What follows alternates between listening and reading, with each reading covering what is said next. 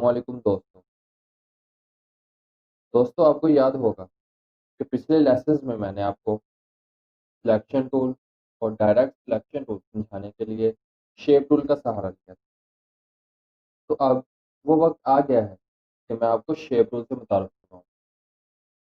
तो चलें देखते हैं शेप टूल को। दोस्तों, जैसा कि आप देख सकते हैं कि हमारे पास टूल बार में शेप टूल मौजूद है, जिसके ऊपर रेक्टेंगल शेप बनी हुई है। दोस्तों, शेप टूल की शॉर्ट की है एम। अगर आप अपने कीबोर्ड से एम प्रेस करें तो आप डायरेक्ट शेप टूल में पहुंच जाएंगे। अच्छा, अगर मैं शेप टूल को सिलेक्ट करूं तो आप ये देख सकते हैं कि इसमें हमें कुछ मजीद ऑप्शन देखने को मिलते हैं, जैसा कि rectangle tool, rounded rectangle tool, ellipse tool, polygon, star और फ्लायर।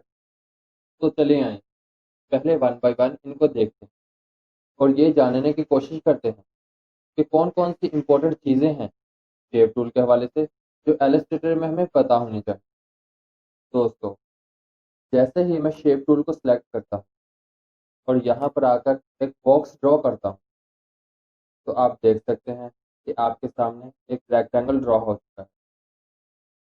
जैसा कि मैं आपको पिछले लेसन में बता चुका हूँ कि अगर आप अपनी शेप के चारों डायमेंशंस को बराबर रखना चाहते हैं तो आपको शेप ड्रा करते वक्त शिफ्ट का भी इस्तेमाल करना होगा, जैसा कि मैंने इस वक्त किया है। अगर आप शिफ्ट के साथ ऑल्ट भी प्रेस करते हैं तो ये देखें हमारी शेप का जो सेंटर है वो भी लॉक हो जाएगा।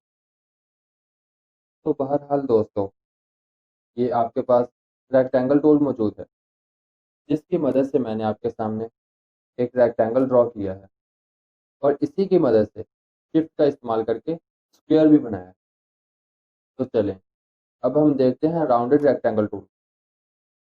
दोस्तों, राउंडेड रेक्टेंगल टूल जो है वो भी रेक्टेंगल टूल जैसा ही है, बस इसमें होता क्या है कि इसके जो एजेस हैं वो शार्प नहीं होते बल्कि राउंडेड होते हैं।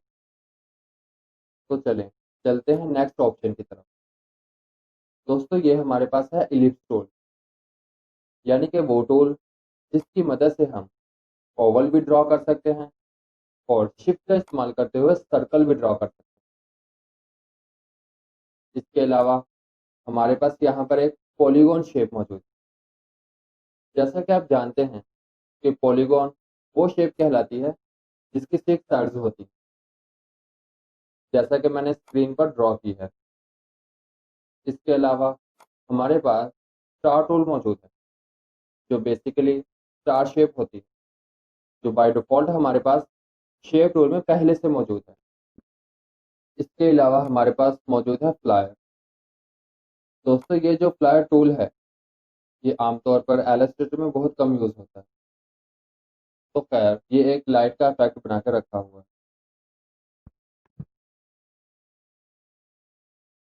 अच्छा, मैं यहाँ पर आपको शेप टूल के हवाले से कुछ मजीद इंपॉर्टेंट इंफॉर्मेशन देता चलूँ।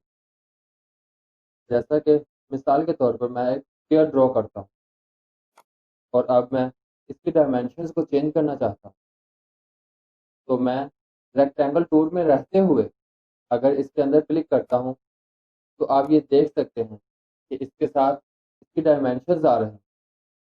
यानी इस पर क्लिक करके मिसाल के तौर पर मैं यहाँ 2x2 की ऑप्शन देता हूँ और इसे ओके कर देता हूँ, तो आप ये देख सकते हैं कि हमारे पास 2x2 का एक स्क्वायर ड्रा हो चुका है।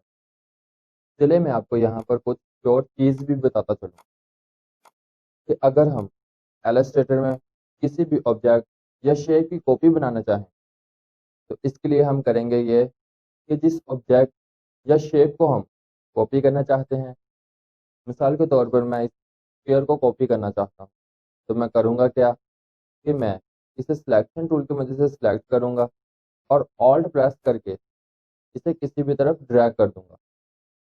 तो ये देखें मैंने कितनी आसानी से और जल्दी से अपने स्क्वायर की कॉपी तैयार कर ली।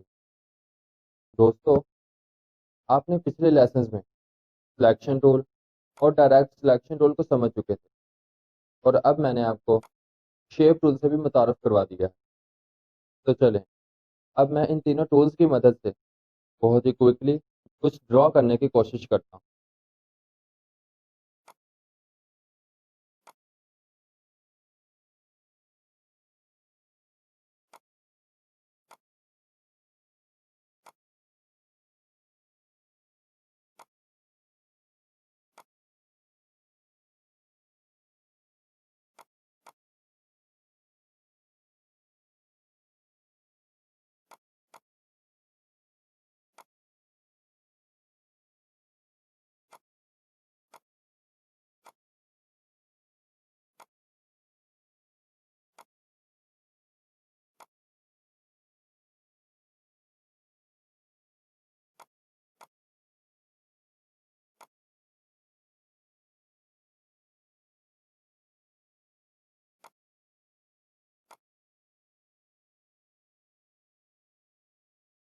अच्छा दोस्तों, मैं यहाँ पर आपको एक और शॉर्ट की बताता चलूँ कि अगर हम एलस्ट्रेटर में डिफरेंट ऑब्जेक्ट या शेप को ग्रुप बनाना चाहें तो इसके लिए जो शॉर्ट की यूज़ होगी वो है कंट्रोल जी। दोस्तों, अगर मैं अपने तमाम शेप को सिलेक्शन टूल की मदद से सिलेक्ट करूं और कंट्रोल जी करूं तो आप ये देख सकते हैं कि मेरी जो डिफरेंट शेप थी वो सारी एक ग्रुप की सूरत में कन्वर्ट हो चुकी हैं। इसी तरह से अगर मैं दोबारा से इसे अनग्रुप करना चाहूँ तो इसके लिए एलिस्ट्रेटर में जो शॉर्ट की यूज़ होगी वो है शेप प्लस कंट्रोल प्लस जी। मिसाल के तौर पर अगर मैं इनको दोबारा से सिलेक्ट करूं और शेप कंट्रोल और प्लस जी करूं, आप ये देख सकते हैं कि मेरा जो डिफरेंट शेप का ग्रुप था वो दोबारा डिफरेंट शेप्स में कन्वर्ट हो चुका है।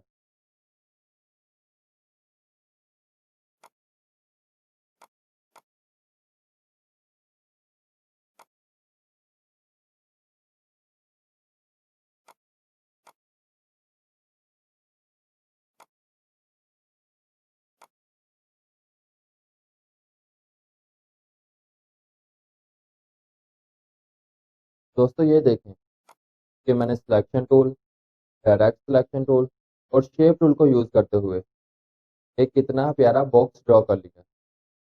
इसी तरह आप भी इन टूल्स को यूज़ करते हुए डिफरेंट शेप्स क्रिएट कर सकते हैं। तो दोस्तों, इस लेक्चर के बाद मैं उम्मीद करता हूँ कि आप शेप टूल को बड़ी ही आसानी से समझ चुके होंगे। तो आने वाले लेसन्स में हम कुछ मज़ीद ऐसे टूल्स को स्टडी करने की कोशिश करेंगे जिनकी इलस्ट्रेटर में हमें बहुत ज़्यादा ज़रूरत हो। तो तब तक के लिए अल्लाह हाफिज़।